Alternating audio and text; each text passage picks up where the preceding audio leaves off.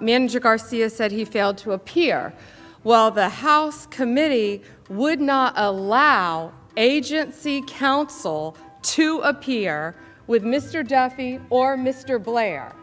They would not let agency counsel appear with either of them. First of all, the complaint is made, well, the House wouldn't allow agency counsel. Where did Democrats get that rule of no agency counsel during these depositions? We got it from the Republicans. This was the Republican deposition rule. And we can cite you adamant explanations by Trey Gowdy and others about how these rules are so important that the depositions not be public, that agency counsel be excluded. And why? Well, you'll get a good sense of it when you see the testimony of Deputy Assistant Secretary George Kent. Kent describes how he's at a meeting with some of the State Department lawyers and others, and they're talking about the document requests from Congress.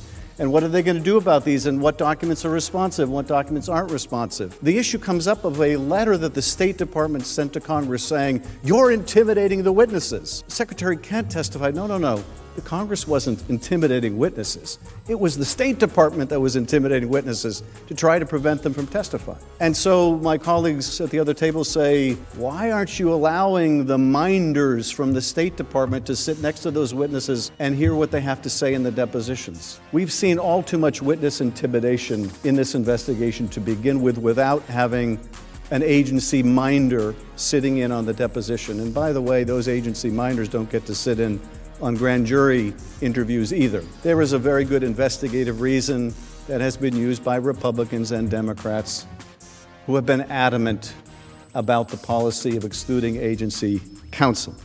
Intel and Judiciary Committees was a one-sided circus. Ranking Member Nunes asked to call witnesses. He explained why in detail. It was denied by Manager Schiff.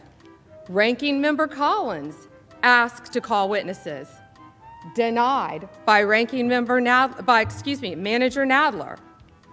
And that's what they call fairness. That's not how our American justice system works, and it's certainly not how our impeachment process is designed by our Constitution. It was also represented that the Intelligence Committee and the Judiciary Committee wouldn't allow the minority to call any witnesses. That's just not true. In fact, fully 1/3 of the witnesses who appeared in open hearing in our committee were minority-chosen witnesses. Now, what they ended up having to say was pretty darn incriminating of the president, but nonetheless, they chose them.